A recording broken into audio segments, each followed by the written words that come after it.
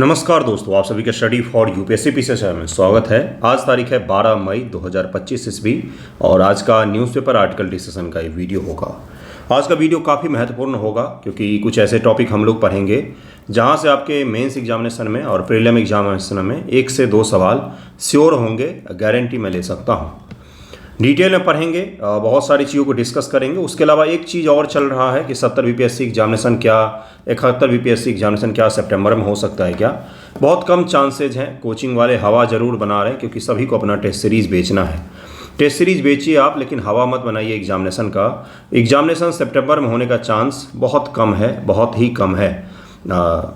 Chance कम है, इसका मतलब थोड़े बहुत चांसेस हैं कि हो सकते हैं। अधिकतर चांस यही है, उम्मीद यही है कि नवंबर दिसंबर में आपका प्रीलिम एग्ज़ाम होगा।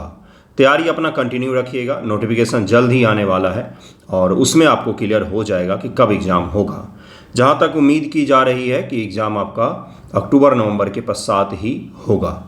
क्या क्या पढ़ेंगे आज हम लोग? एयरबेस को देखेंगे जिसको हमने मारा है। 11 करीब में एयरबेस हैं, उन सभी को देखेंगे। नॉर्थ से साउथ में उसको लगा भी लेंगे, क्या पता पूछ ले बीपीएससी या यूपीएससी मज़े लेने के लिए कि हाँ भाई लिस्ट बनाओ जिसको हमने मारा है। तो सारे एयरबेस देखेंगे 9 के 9। ड्रोन वॉरफेयर को समझेंगे आज डिटेल में। ड्रोन वॉरफेयर, ड्रोन युद्ध प्रणाली क्या है, किस प्रकार से काम करता है और किस प्रकार से भविष्य के युद्धों को ये प्रभावित करेगा, इसको हम लोग डिटेल में समझेंगे और सारे फैक्ट को भी कवर करेंगे। और हैरोप ड्रोन करके एक है, उसको हम लोग पढ़ेंगे। ब्रह्मोस फैसिलिटी का कल उद्घाटन किया गया लखनऊ में, सरोजनी नगर लखनऊ में, उसको भी हम लोग देखेंगे। और भी कुछ टॉपिक हैं जैसे कि एक सोवियत युग का, यूएसएसआर युग का एक सैटेलाइट है जो गिरा है हिंद महासागर में, तो उसके बारे में प्रीलिम एग्जाम में आपसे पूछा जा सकता है कि ये नाम आजकल चर्चा में रहा है, ये किससे संबंधित है। तो इन सभी टॉपिकों को हम लोग डिटेल पढ़ेंगे। अंत तक देखिएगा क्योंकि सारे के सारे इंपॉर्टेंट ही होंगे।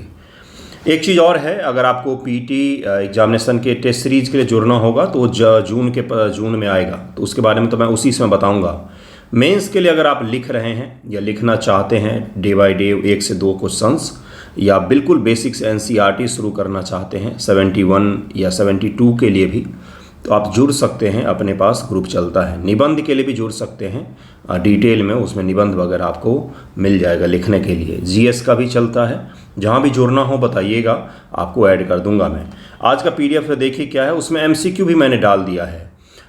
जैसे कि एयरबेस से रिलेटेड एमसीक्यू है, ब्रह्मोस से रिलेटेड होगा, ड्रोन वॉरफेयर से रिलेटेड एमसीक्यू होगा। तो 20-25 एमसीक्यू सेट आपको सभी के सभी पीडीएफ में मिल जाते हैं। देखिए आज का पहला न्यूज़ क्या है। पहला न्यूज़ है कि how deep did India strike inside Pakistan. बहुत सारे स्तरों पर आपको चर्चा मिलेगा, खासतौर से विदेशी मीडिया, जो थोड़ी देर लूँगा मैं 2-4 मिनट, जिसमें मैं आपको समझाऊँगा बहुत सारी चीज़ें डिटेल में। खासतौर से अमेरिकन और वेस्टर्न मीडिया ने इस बार भारत को लगभग में नीचा दिखाने का हर संभव प्रयास किया है उन्होंने। इसके कारण क्या है? पहला कारण है कि हम रूस में निर्मित S-400 सिस्टम या रूस में निर्मित बहुत सारे हथियारों का उपयोग कर रहे हैं। इस कारण से उन्होंने ये दिखाया कि भारत को बहुत नुकसान हुआ है, जगह जगह पर अटैक हुआ है, जबकि सच्चाई तो ये है कि हमारे एक भी एयरपोर्ट पर, एक भी एयरबेस पर कहीं पर भी कोई स्ट्राइक नहीं कर पाए। वो लगभग में 100% हमने रोका है ड्रोन्स को जो पाकिस्तान की तरफ से आए या मिसाइल आए, लगभग में 100%। लगभग इसलिए कह रहा हूँ क्योंकि कुछ अमृतसर और जो हरियाणा है और पंजाब के एग्रीकल्चर लैंड इलाकों में गिरे हैं। लगभग में 100% रोका है। उन्होंने हमारा इमेज डैमेज करने के लिए क्या क्या नहीं न्यूज़ चलाया है, आप CNN को देख सकते हैं। लग रहा है जैसे पाकिस्तानी मुखपत्र है। How deep did India strike inside Pakistan. क्या हम जो लक्ष्य लेकर चल रहे थे उसमें सफल भी हुए?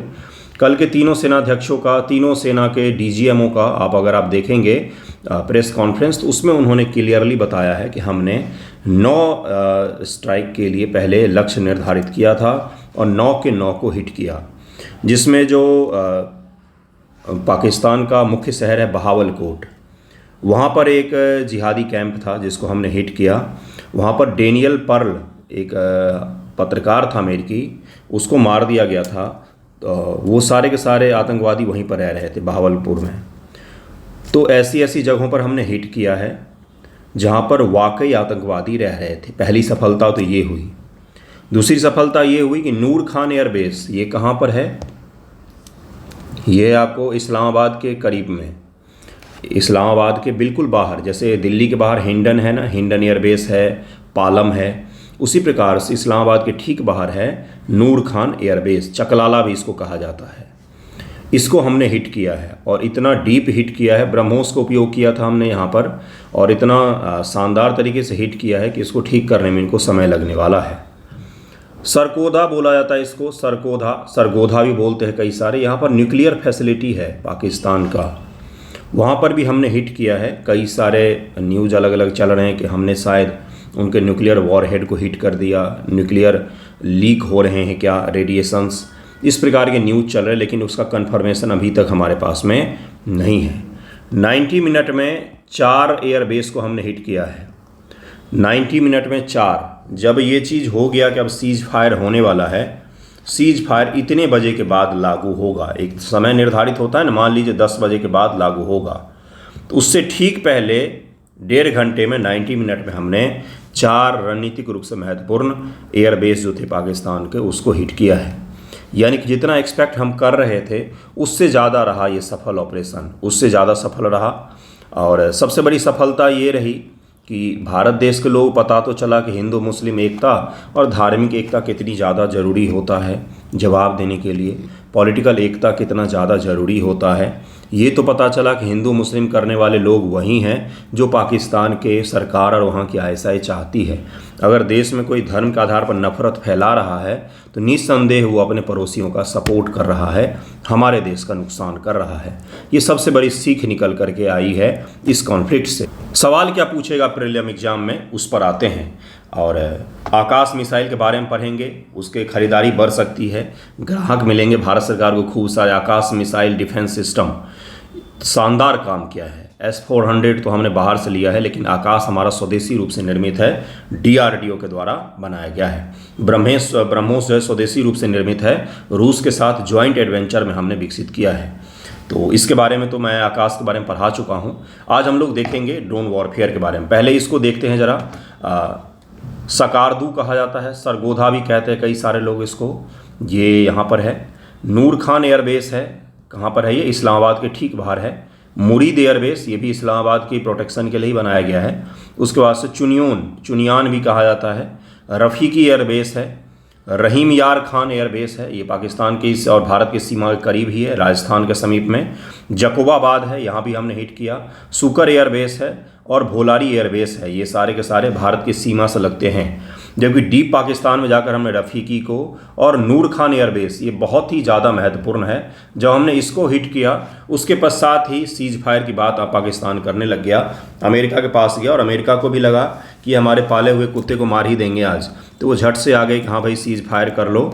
और प्रधानमंत्री मोदी जी ने जो अमेरिका के उपराष्ट्रपति से बात की तो उन्होंने एक शब्द ही बोला कि अगर वो हमें हिट करते हैं किसी भी तरह से तो हम 10 गुना ज़्यादा शक्ति से हिट करेंगे उनको। अब अमेरिका के लिए क्या है कि उनको पाकिस्तान की आवश्यकता है। क्यों आवश्यकता है? क्योंकि उन्हीं के पाले हुए आतंकवादी यहाँ पर रहते हैं और वो हमेशा ही भारत के अहित के लिए काम करते हैं। अगर दोनों देश लड़ेंगे नहीं, दोनों में कन्फ्लिक्ट नहीं होगा तो उसके हथियार कैसे बिकेंगे? प्रोपेगेंडा और हथियार बेचने वाली कंपनियां ही चलाती हैं। इनको याद रखिएगा। आप ज़रा फैक्ट पर आ जाते हैं, बातों से इतर फैक्ट पर आ जाते हैं। इनको याद रखिएगा इसी सीक्वेंस में, नॉर्थ से साउथ में। क्या पता आपसे पूछ ले कि नॉर्थ से साउथ में लगाइए ये जो एयरबेस हमने हिट किए हैं इनको, ठीक है? इसको कृपया करके ध्यान में रखें, वेरी वेरी वेरी इंपॉर्टेंट, ठीक है? ये मैंने आपको पढ़ाया है, इसको अवश्य ही ध्यान में रखें। नेक्स्ट देखिए इसमें क्या है कि ड्रोन वॉरफेयर होता क्या है, यहाँ से सवाल अवश्य ही पूछा जाएगा। सैटरडे को कुछ ग्रुप में जब मैंने निबंध दिया, कुछ में जीएस के सवाल दिए थे, निबंध जिस ग्रुप में दिया वहाँ पर मैंने दिया था कि बदलते युग के अनुसार बदलती युद्ध प्रणाली, ऐसे ही करके एक निबंध है। टॉपिक एग्जैक्ट तो अभी याद नहीं है, लेकिन उसमें भी यही चीज़ था कि मॉडर्न युग में, आधुनिक युग में युद्ध के जो तरीके हैं वो कैसे चेंज हो गए हैं। उसमें मैंने एक दिन पहले न्यूज़पेपर डिस्कशन में आपको पढ़ाया था, कृपया डिटेल में सुनिएगा, मेंस में काम आएगा आपको। कि टैंक और फाइटर जेट की तो फिर भी थोड़ा सा रेलेवेंस है, लेकिन धीरे धीरे करके हमें ये रियलाइज़ हो रहा है कि टैंक जो हैं वो युद्ध प्रणाली से धीरे धीरे करके कम हो जाएंगे, क्योंकि इनकी आवश्यकता अब कम रही। नया जो वर्ल्ड आपको दिख रहा है उसमें ड्रोन सबसे ज़्यादा महत्व के हथियार साबित हो रहे हैं, और guided missile, UAVs, unmanned air vehicle, drone, ये सारे के सारे क्या हो रहे हैं, तो ये आपको फ्रंट पर लड़ते हुए दिखेंगे। छोटे ड्रोन, बहुत ही छोटे ड्रोन जो हैं उसका उपयोग बहुत ही बड़े स्तर पर किया गया है। भले वो नुकसान कम पहुंचाते हैं, लेकिन वो किस काम आते हैं, तो दहशत फैलाने में और सॉवरेंटी को तहस नहस करने में तो कम से कम काम आते ही हैं। मंडराते रहते हैं वो शत्रु सेना के एयरबेस के ऊपर में, रणनीतिक एयरबेस के ऊपर में, शहरों के ऊपर में, जिससे क्या होता है, एक साइकोलॉजिकल वॉरफेयर में हमें बढ़त मिल जाता है। मनोवैज्ञानिक युद्ध क्या होता है कि बिना कुछ किए ही मनोवैज्ञानिक दबाव बनाना, डर बनाना, भय बनाना, इसी को कहा जाता है मनोवैज्ञानिक युद्ध। ये दोनों स्तर पर लड़ा जाता है। ड्रोन युद्ध आधुनिक युद्ध की एक ऐसी तकनीक है जिससे मानव रहित हवाई वाहनों, अनमैन्ड एयर व्हीकल, जिन्हें आमतौर पर ड्रोन कहा जाता है, उपयोग सैन्य उद्देश्य जैसे निगरानी, कृपया करके इसी प्रकार से लिखें क्योंकि बहुत ही सही आपको तरीके से लिखा हुआ है, किस लिए उपयोग किया था। क्या केवल बम गिराने के लिए? बिल्कुल भी नहीं। निगरानी, टोही, लक्ष्यीकरण यानी कि लक्ष्य को निर्धारित करने में, एम को डिसाइड करने में, प्रत्यक्ष हमलों के लिए किया जाता है। यानी कि इसके बहुत सारे उपयोग हैं, और सबसे बड़ी चीज़ है कि इससे मानव के जान की हानि नहीं होती है, हमारे किसी सैनिक की मृत्यु इसमें नहीं होती है, क्योंकि ड्रोन जो है एक मशीन है जिसको दूर से बैठ करके कई बार ऑपरेट किया जाता है, कई बार ऑटोमेटिक ही ऑपरेट हो रहे होते हैं। नेक्स्ट देखिए क्या है कि इसमें ड्रोन युद्ध ने पारंपरिक युद्ध की रणनीतियों को बदल दिया है, क्योंकि यह कम लागत, उच्च सटीकता, मानव सैनिकों के लिए कम जोखिम के साथ युद्ध संचालन की अनुमति देता है, और 21वीं सदी में ये सबसे ज़्यादा महत्वपूर्ण हथियार बनकर उभरा है, और हमने इसमें महारत भी हासिल की है। सारे हथियार हमने टेस्ट कर लिए हैं। कुछ प्रोपोगेंडा चलता है जिसका मुझे खंडन करना ही पड़ेगा, आपको समझाना पड़ेगा कि कृपया करके आप लोग इन प्रोपोगेंडा में ना पड़ें। सबसे पहला चीज़ पता है कि इजराइल ने तो हमास को मिटा दिया, क्या हम नहीं कर सकते थे क्या? थोड़ा सा सोचा कीजिए, जब कोई व्हाट्सएप फॉरवर्ड आपके पास आता है, टेलीग्राम पर मैसेज आता है, फेसबुक पढ़ते हैं तो उछलने नाचने लग जाते। ऐसा नहीं करना होता है। थोड़ा सा सोचिए कि हमास क्या और पाकिस्तान क्या है। हमास के पास एयरफोर्स नहीं है, वो एक आतंकवादी संगठन है। पाकिस्तान एक देश है जिसके पास में एयरफोर्स है और मजबूत एयरफोर्स है, न्यूक्लियर पावर देश है। दुनिया में भारत एकमात्र ऐसा देश है जिसने न्यूक्लियर पावर देश के 11 सैन्य बेस को निशाना बनाया है और जम के मारा है। यानी कि आपको समझना पड़ेगा कि हम इजराइल के जैसे, उसके अगल बगल का देश जैसे सीरिया है, या फिर हमास हो गया, संगठन हो गया, या इन प्रकार के देशों से हम नहीं लड़ रहे हैं। उनसे लड़ते हमें लड़ना भी नहीं पड़ता, एक दिन में ख़त्म कर सकते थे हम लड़ रहे हैं किन से? एक न्यूक्लियर फैसिलिटी वाला देश जिसके पास न्यूक्लियर हथियार है घोषित रूप से, और उसके ठीक बगल में उसका एक मित्र भी है जो उसको नकली हथियार भी देता है। नकली हथियार इसीलिए क्योंकि सारे के सारे फेल साबित हुए। इसलिए इतना आसान नहीं होता है किसी भी देश के लिए न्यूक्लियर से संपन्न देश को मिट्टी मिला देना। उसके लिए रणनीति बनानी पड़ती है, आने वाले समय में वो भी बनेगा।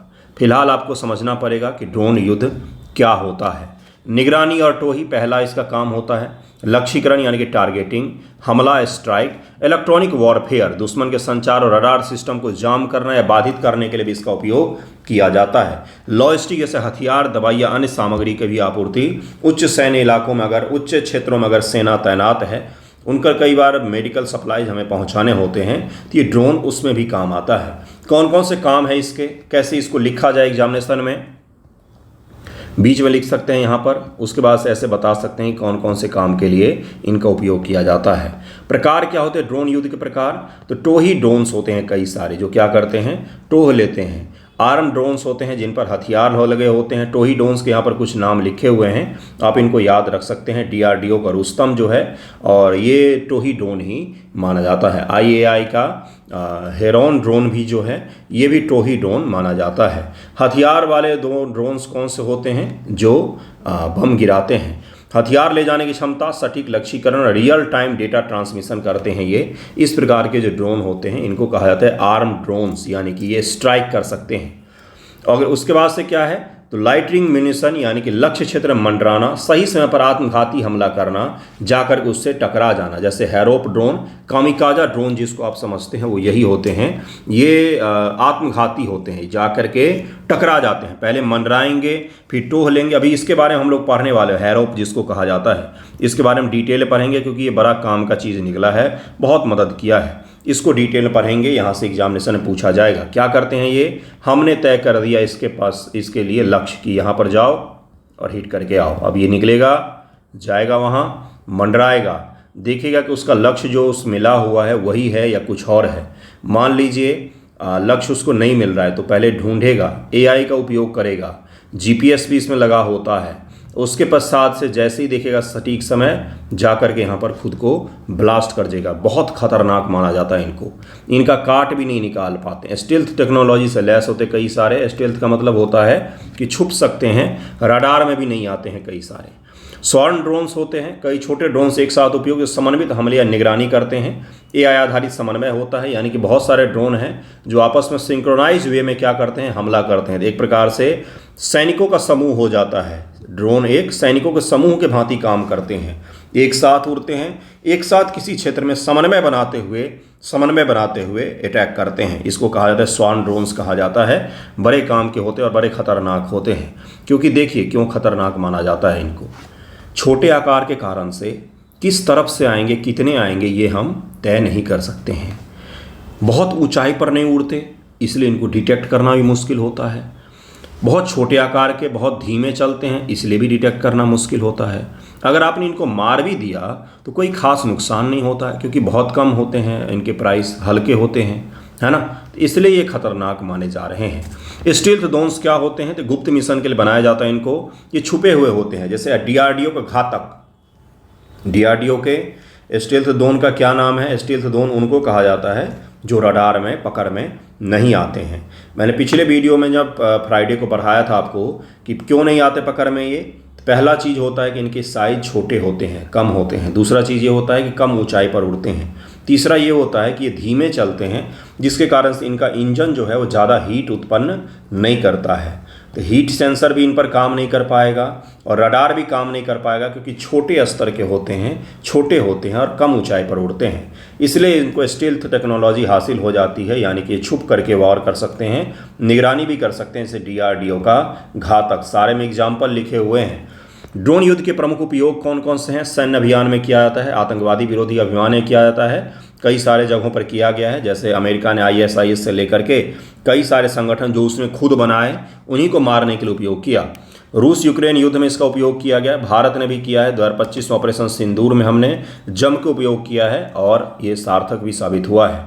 गैर राज्य अभिनेताओं द्वारा उपयोग, मतलब कि जो नॉन स्टेट फैक्टर्स हैं, यहाँ पर उनको नॉन स्टेट एक्टर लिख देता है, एक्टर को इसने ट्रांसलेट करके अभिनेता कर दिया है।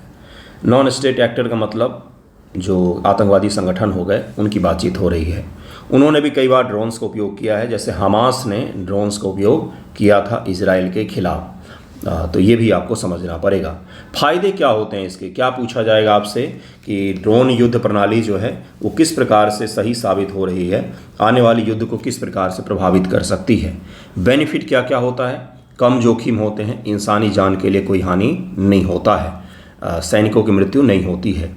लागत प्रभावी होते हैं, सस्ते होते हैं, सटीकता अधिक होती है, लंबी उड़ान अवधि होती है। कई सारे ड्रोन्स के लचीलापन होता है, यानी कि एक ही ड्रोन को आप अलग अलग उद्देश्यों के लिए उपयोग कर सकते हैं। मनोवैज्ञानिक प्रभाव बहुत ज़्यादा होता है और यही मनोवैज्ञानिक प्रभाव हमने लाहौर से लेकर रावलपिंडी से लेकर बहावलपुर से लेकर इस्लामाबाद, कराची सब तक छोड़ा है कि बहुत सारे ड्रोन छोड़ दिए, वो मंडराते रहते या मंडरा के परेशान कर देते हैं। मनोवैज्ञानिक प्रभाव भी हमने काफ़ी बड़े स्तर पर यूज़ किया है, ड्रोन्स के द्वारा बहुत परेशान किया है। छोटे छोटे ड्रोन को बस छोड़ दिया है ना। ड्रोन युद्ध के नुकसान और चुनौतियां क्या हैं? नैतिक व कानूनी मुद्दे हैं कई सारे। कोलेटरल डैमेज, नैतिकता और अंतर्राष्ट्रीय कानून के उल्लंघन का सवाल उठाती है कि क्या एक छोटा सा ड्रोन अगर उड़ के चला जाता है तो क्या उससे सॉवरेनिटी का वायलेशन होता है। इस प्रकार के सवाल उठाए जाते हैं। 2019 अफगानिस्तान में अमेरिका ड्रोन हमले में 30 नागरिकों को मारे गए थे। ये भी एक देखा था कि भाई कई सारे नागरिक भी मारे जाते हैं, लेकिन आतंकवादी ज़्यादा मारे जाते हैं। प्रतिरोध व जवाबी तकनीकी दुश्मन ड्रोन्स को नष्ट करने के लिए जैमिंग, लेजर हथियार, एंटी ड्रोन सिस्टम विकसित कर रहा है। डीआरडीओ के पास भी है, भारत के पास हैरोप ड्रोन्स को नष्ट करने का दावा भी है। पाकिस्तान ने दावा किया कि हमने हैरोप ड्रोन को नष्ट किया है, लेकिन उसका दावा हमेशा झूठा निकलता है। सुरक्षा जोखिम, इसको नष्ट करके आपने क्या हासिल कर लिया? गया ही था जो आदमी मरने के लिए, उसको मार करके क्या हासिल कर लिया आपने? समझ में नहीं आता कि इतना लो आईक्यू कैसे हो सकता है किसी भी देश का। ठीक है, फिर भी क्या होता है ड्रोन को रोकने की प्रणाली? क्या हमारे पास में है? बिल्कुल है। डीआरडीओ ने ड्रोन जैमिंग की तकनीक विकसित की है। क्या किया जाता है उसके द्वारा? सिग्नल जैम करते हैं। ड्रोन जो संचालित हो रहा है वो एक इलेक्ट्रॉनिक सिग्नल के द्वारा संचालित होता है, उसको हम जैम कर सकते हैं आसानी से। कभी आप राजपथ गए हैं या किसी नेता, बड़े प्रधानमंत्री, मंत्री टाइप के नेताओं को एग्ज़ाम देने जाते होंगे, छोड़िए ये सब चीज़, एग्ज़ाम देने आपके कक्ष में BEL का, भारत इलेक्ट्रॉनिक्स लिमिटेड का एक सूटकेस जैसा उपकरण रखा होता है जो कई बार बिजली से कनेक्टेड रहता है। BPSC एग्जाम में नहीं दिखेगा तो UPSC PT मेंस दोनों में दिखता है। ये जैमर होता है जो बाहर के उस एरिया के एग्जामिनेशन सेंटर पर कभी भी जल्दी फ़ोन काम नहीं करेगा। अगर बाहर भी बैठे हैं तो आपको दूर बैठ करके चलाना पड़ता है, वो इसी कारण से, क्योंकि जैमर ऑन है जब एक बार हो जाता तो उस पूरे एरिया के सिग्नल को जैम कर देता है। वही चीज़ ये भी यहाँ भी हम करते हैं। ड्रोन जो संचालित होता है वो किसी सिग्नल के द्वारा होता है पर्टिकुलर, तो हम उस एरिया के सिग्नल को, उस ड्रोन के सिग्नल को जाम करके उसको हम नीचे उतार लेते हैं। कई बार हम कंट्रोल हासिल कर लेते हैं उसके सिस्टम का और उसको खुद से ऑपरेट करने लग जाते हैं। इसी को कहा जाता है ड्रोन रोकने की प्रणाली, जो DRDO ने विकसित किया है और हमारे पास है। इन्होंने बोला कि हमने हारूप ड्रोन को नष्ट करने का दावा किया है। जो चीज़ गया ही था नष्ट करने का, उसको नष्ट करने का दावा किया है। ड्रोन्स को हैक किया जा सकता है। उदाहरण के द्वारा 11 में ईरान ने अमेरिका के RQ-17 सेंटिनल ड्रोन को कथित तौर पर हैक करके उतार लिया था। वही कि कंट्रोल अपने हाथों में ले लिया। किसी चीज़ का जब कंट्रोल आपके हाथों से निकल कर किसी और के हाथों में चला जाएगा तो उसको कहा था हैक कर लिया गया है। सीमित प्रभावशीलता, ड्रोन भारी बख्तरबंद लक्ष्यों या गहरे बंकरों के खिलाफ कम प्रभावी होते हैं, क्योंकि गहरे बंकर को तोड़ने के लिए ब्रह्मोस जैसे हथियार की आवश्यकता पड़ती है जो 2 मीटर, 4 मीटर, 5 मीटर तक की मोटी कंक्रीट की दीवार को तोड़ के अंदर जा सके। तो ड्रोन में इतना शक्ति नहीं होता है। ड्रोन युद्ध में तकनीकी प्रगति, कृत्रिम बुद्धिमत्ता का उपयोग किया जा रहा है। रूस का लैंसेट 3 ड्रोन AI का उपयोग करता है। स्वर्ण टेक्नोलॉजी, कई ड्रोन्स एक साथ समन्वित हमले करते हैं। भारत का अल्फा S और अमेरिका का क्योटेर, ये स्वर्ण सिस्टम है, यानी कि एक प्रकार के सैनिक होते हैं जो एक सीक्वेंस वे में जाकर के अटैक करते हैं। स्टील्थ टेक्नोलॉजी जैसे DRDO का घातक है जो छुपकर वॉर कर सकता है। हाइपरसोनिक और लेजर हथियारों का भी उपयोग किया जा रहा है। सैटेलाइट और 5G कनेक्टिविटी के माध्यम से ड्रोन टेक्नोलॉजी और भी ज़्यादा उन्नत हो रही है। कई सारे स्तर पर मैंने पढ़ा दिया है कि क्या इसका तकनीक है, क्या बेनिफिट है, क्या नुकसान है, ये सब मैंने आपको पढ़ाया है। युद्ध के नैतिक और कानूनी पहलू क्या होते हैं? नागरिक हताहत हो सकते हैं, संप्रभुता का उल्लंघन होता है। AI आधारित ड्रोन्स के उपयोग से यह सवाल उठता है कि गलत निर्णय के लिए कौन जिम्मेदार होगा? देश जिम्मेदार होगा या AI जिम्मेदार होगा? मान लीजिए कोई AI आधारित ड्रोन हमने उड़ाया और वो वापस आके हमारे ही नुकसान कर जाए, तो किसको कौन उसके लिए जिम्मेदार होगा? जिन्होंने उड़ाया वो जिम्मेदार होगा, जिन्होंने बनाया वो जिम्मेदार होगा, क्योंकि AI को तो बनाने वाले को भी नहीं पता कि आगे कैसे काम करेगा, है ना। तो ये एक क्या है, तो इसमें चुनौती के रूप में आप लिख सकते हैं। मनोवैज्ञानिक प्रभाव, ड्रोन्स की निरंतर उपस्थिति नागरिकों में भय और मानसिक दबाव उत्पन्न करती है, ये भी एक इसका खतरा है। ड्रोन युद्ध का भविष्य क्या होगा? AI व स्वायत्ता हासिल हो जाएगा इसको। स्वर्ण युद्ध हो सकता है कि कल को आपको देखने को मिले कि सैनिक अपने घर पर हैं और बॉर्डर पर बस बैठे हुए हैं, सुरक्षा कर रहे हैं और सारे ड्रोन युद्ध लड़ रहे हैं। दिखेगा आपको, आने वाले 2-4 सालों में ही दिखेगा। एंटी ड्रोन तकनीक, ड्रोन्स को रोकने के लिए laser, jamming system, drone capture net जैसी तकनीकों का विकास होगा। हाइब्रिड युद्ध होगा, ड्रोन्स का उपयोग साइबर युद्ध, प्रचार और पारंपरिक युद्ध के साथ संयोजन करके ड्रोन्स का उपयोग किया जा सकता है। वाणिज्यिक जो ड्रोन्स होते हैं, कॉमर्शियल ड्रोन्स होते हैं, उनका भी सैन्य उपयोग किया जा सकता है। जैसे पाकिस्तान ने शादी वाले ड्रोन उड़ाए थे हमारे ऊपर, सही कह रहा हूँ मैं, न्यूज़ में ऐसा है, न्यूज़ में ऐसा है भाई। भारत शादी वाले ड्रोन या शादी में रिकॉर्डिंग करने वाले जो ड्रोन्स होते हैं वो। भारत की स्थिति क्या है? तो भारत आत्मनिर्भर भारत की पहल के तहत रुस्तम, घातक और अल्फा S इस प्रकार के ड्रोन विकसित किए हैं। 2030 तक भारत का ड्रोन बाजार $23 बिलियन तक पहुंचने की संभावना जताई जा रही है। ओके, थोड़ा सा और है इस टॉपिक में। आज एक टॉपिक पूरा एंड होना चाहिए ना, 24 मिनट से मैं बोल रहा हूँ वो इसी कारण से ना, क्योंकि ये बहुत महत्वपूर्ण है, पूछा ही जाएगा। निबंध में पूछा जाए, पीटी में पूछा जाए, में से पूछा जाए, हो सकता है तीनों में पूछा जाए। स्वदेशी विकास जैसे डीआरडीओ और रुस्तम। भारत की स्थिति क्या है? हमारे पास काफ़ी सारे ड्रोन हैं। लंबी अवधि के MALE ड्रोन, घातक जो है अल्फा एस भी हमने बनाया हुआ है। IAI हेरॉन है, हारूप है जो इजराइल से हमने बनाया है। MQ-9 रेपर है, भारत ने अमेरिका से लिया है। ये खतरनाक ड्रोन होते हैं, इनका तो उपयोग भी हमने नहीं किया है। जम्मू कश्मीर और LAC पर निगरानी, ऑपरेशन सिंदूर, पाकिस्तान के खिलाफ हारूप ड्रोन्स को कथित तौर पर उपयोग किया गया। और निजी क्षेत्र में जैसे new space research, idea forges, Skylark जैसे हार्पून ड्रोन तकनीक में योगदान दे रहे हैं। डिफेंस मिनिस्ट्री के द्वारा कई सारे टेक्नोलॉजिकल हैकोथॉन आयोजित करवाया जाता था, जिसमें कोई भी व्यक्ति जो इस क्षेत्र से जुड़े हुए हैं वो जा करके अपने प्रोडक्ट दिखाते थे डिफेंस मिनिस्ट्री को, और वो उसको हरी झंडी दिखाते थे और अपनाते थे। बड़ा काम आया है वो चीज़, यानी कि इनोवेशन, नए हथियारों का उपयोग और उनको बनाना, ये बहुत काम आया है इस छोटे से ऑपरेशन में। 4 दिन की इस युद्ध में सारे हथियार टेस्ट किए और सारे सफल रहे हैं। 100% तक की सफलता है।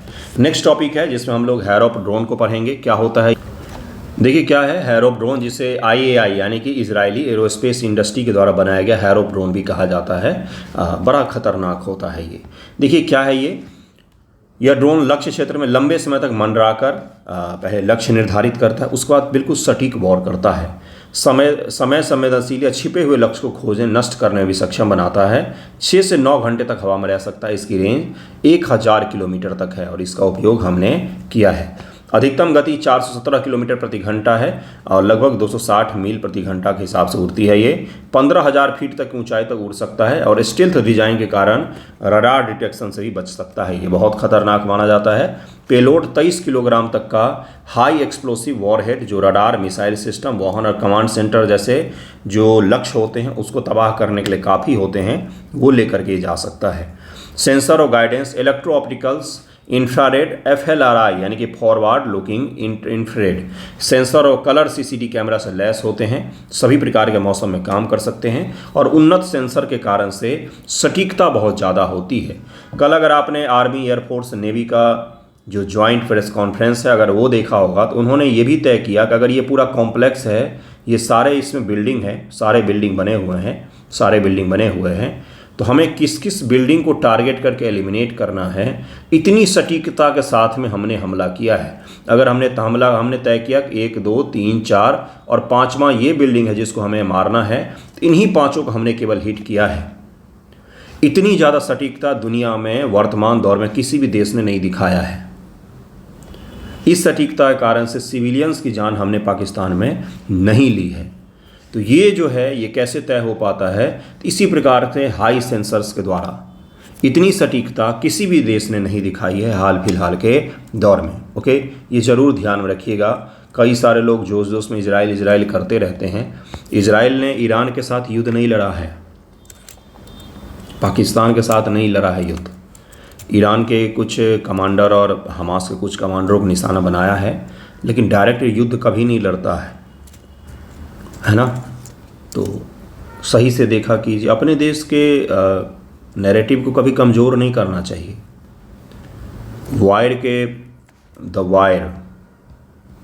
द वायर करके एक संस्था है प्रेस का, इसको लेफ्टिस्ट संस्था माना जाता है, मतलब लेफ्ट विंग का पत्रकारिता का समूह है। इसको जो प्रमुख हैं प्रवीण स्वामी नाम है या अरविंद स्वामी नाम है।